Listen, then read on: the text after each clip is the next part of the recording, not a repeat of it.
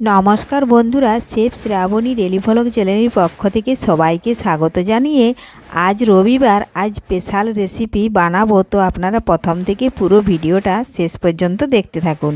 আজ বাড়িতে বানাবো আমি হান্ডি চিকেন। ভিডিওটি ভালো লাগলে একটা লাইক দিয়ে আমার পাশে থাকুন। চলুন তাহলে শুরু করি। দেখুন বন্ধুরা, এখানে আমি 500 গ্রাম চিকেন দেখুন ভালোভাবে পরিষ্কার করে ধুয়ে নিয়েছি। দেখুন, এখন চিকেনের ওপরে কিছু উপকরণ দিচ্ছি আমি থেতো করে রাখা রসুন, এখন আদার পেস্ট, গোলমরিচ, দারচিনি, জিরের পেস্ট দিয়ে দিচ্ছি। ওপর থেকে কাঁচা লঙ্কা, পেঁয়াজ কুচি পরিমাণ মতো, আর দেব পরিমাণ মতো টমেটো কুচি, দেব স্বাদ মতো লবণ, পরিমাণ মতো কিছুটা সরষের তেল। এখন হাত দিয়ে একটু মেখে নেব।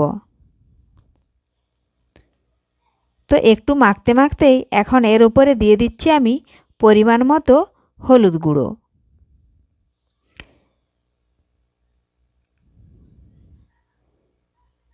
এখন হাত দিয়ে আমি 2 থেকে 3 মিনিট ভালোভাবে মেখে নেব।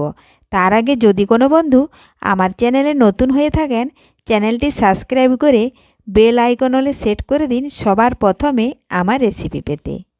আর রেসিপিটা বানানো কিন্তু খুবই সহজ, একবার দেখলেই আপনারা বাড়িতে যে কেউ বানিয়ে নিতে পারবেন। দেখুন বন্ধুরা, মাখিয়ে নিয়েছি, এখন এটা এক সাইড করে রেখে দেব। আর দেখুন, উনুনে মাটির হাঁড়ি বসিয়েছি, পরিমাণ মতো দিয়ে দিলাম সরষের তেল। আর সরষের তেল একটু ভালোভাবে গরম করে নেব। দেখুন গরম হয়ে গেছে, দিয়ে দিলাম গোটা গরম মশলা আর তেজপাতা। এটা ভালোভাবে একটু নাড়াচাড়া করে ভেজে দেখুন আমি এই হাঁড়িতে চিকেন দিয়েছি, এখানে ঢেলে দেব। আর দেখুন পরিমাণ মতো দিয়ে দিচ্ছি আমি লাল লঙ্কার গুঁড়ো। এই দেখুন সমস্ত কিছু দিয়ে এখন আমি গ্যাস ধরিয়ে বসিয়ে দেব। তো দেখুন বন্ধুরা, এখন আমি গ্যাস ধরিয়ে বসিয়ে দেব। তার আগে দেব কিন্তু গোটা পেঁয়াজ, গোটা রসুন ও 4 টুকরো বড় সাইজের আলু। আমি এখানে এই দেখুন এই হাঁড়িটাতে নিয়েছি, অ্যালুমিনিয়াম হাঁড়িটাতে। আপনারা পারলে ওই মাটির হাঁড়িতেও বানাতে পারেন। তো আমার মাটির হাঁড়ি থেকে আমি বানালাম না, কারণ ওটা 2-3 বার হয়ে গেছে, অনেকটাই পাতলা হয়ে গেছে। এখন যদি ওটাতে বসাতে যাই তো মাঝখানে হয়তো ফেটেও যেতে পারে, অনেক সময় কিন্তু ফেটে যায়। কাঠের উনুনে যদি এইভাবে মাটির হাঁড়ি বসায় অনেক সময় ফেটে যায়, এজন্যই কিন্তু আমি দিলাম না। এখন আমি বেশ কিছুক্ষণ দেখুন ঢাকা দিয়ে দিচ্ছি।